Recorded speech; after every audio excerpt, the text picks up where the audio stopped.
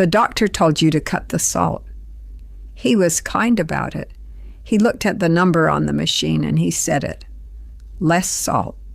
And you nodded and you went home. And that night you cooked the way you always cook, except you left the salt out. And you sat down. And you ate 2 spoonfuls. And you put the bowl down. Because it tasted like nothing. Like warm water with things floating in it.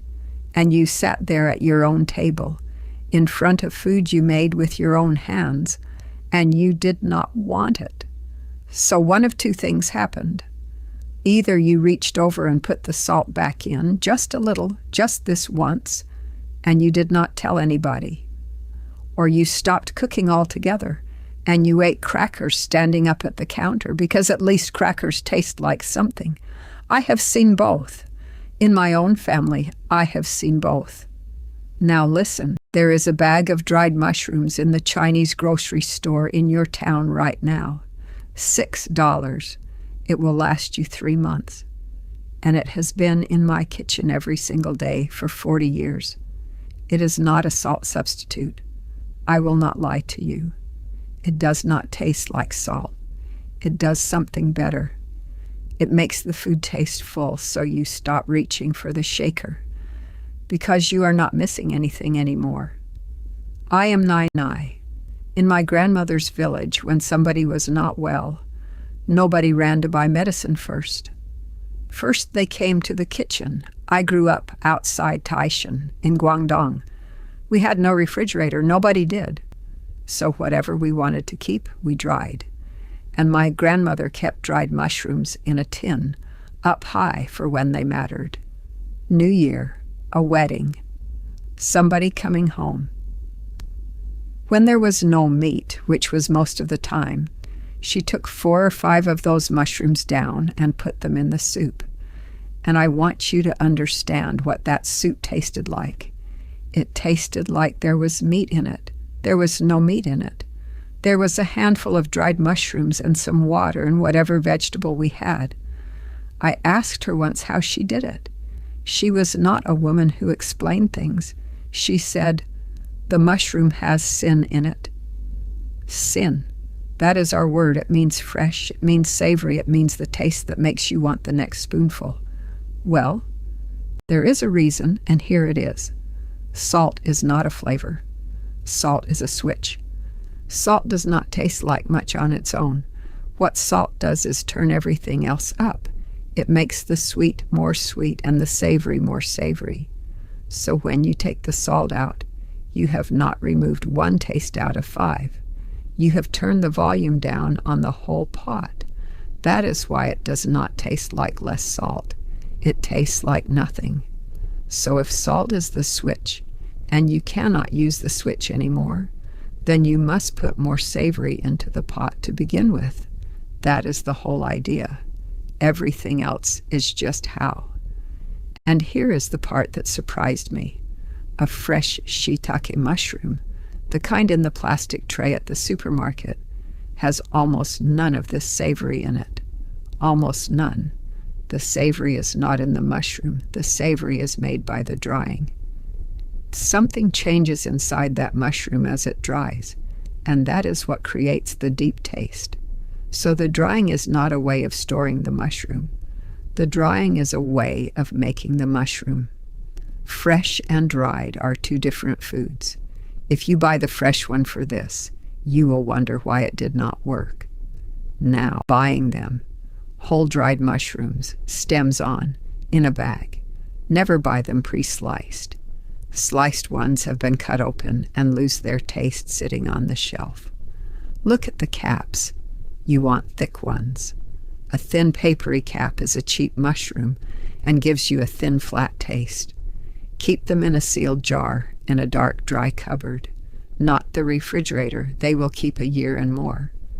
Now the soaking. Listen to this part twice, because this is where almost everybody ruins it. Do not pour boiling water on them.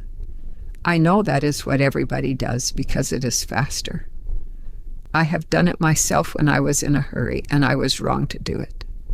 Boiling water rehydrates the mushroom quickly.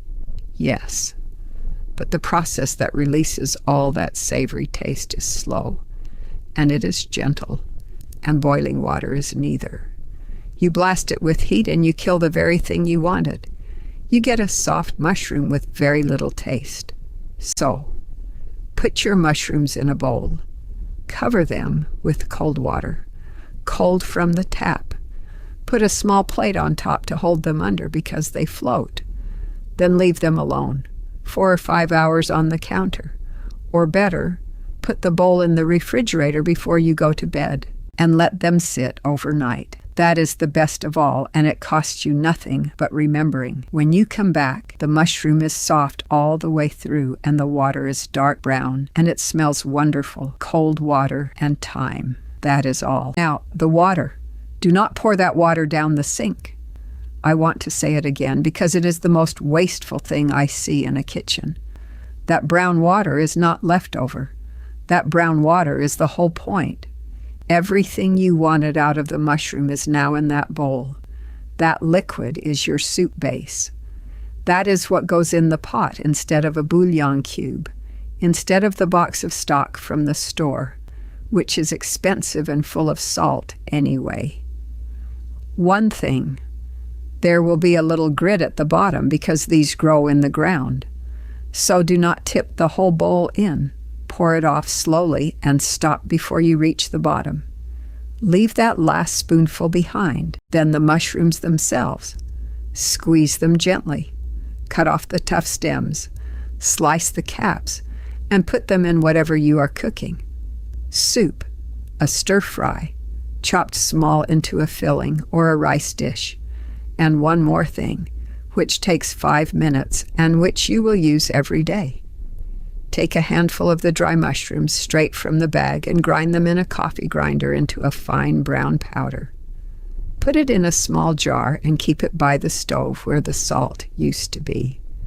When something tastes flat, stir in a spoonful into soup, into vegetables, into the water when you cook rice. It is not salt. It will never be salt, but it fills the hole where the salt was, and you stop noticing the hole. Now the honest part, and I will be very plain because I am a grandmother who cooks, and I am not a doctor. This mushroom will not lower your blood pressure. It does not treat anything. It is food. It does one thing only. It makes food with less salt taste good enough that you will actually want to eat it. That is not nothing, because a person who cannot stand their own cooking stops cooking, and that is when the real trouble starts. Whatever your doctor told you, do that. My daughter Amy is a nurse, and she tells me the same thing. If the doctor gives you a number, follow the number. And Amy taught me one more thing. Most of the salt is not coming from your own hand. It is in the food before you touch it. And in my kitchen, I will say it, it is in the soy sauce. 1 spoonful of soy sauce has a great deal of salt in it. Oyster sauce also. The stock powder in the yellow tin, which I used for years, is mostly salt.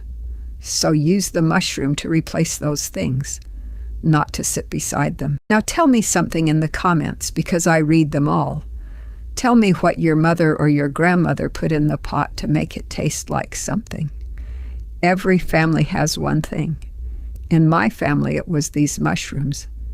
In another family, it is a ham bone, or a dried chili, or a spoonful of something nobody ever wrote down.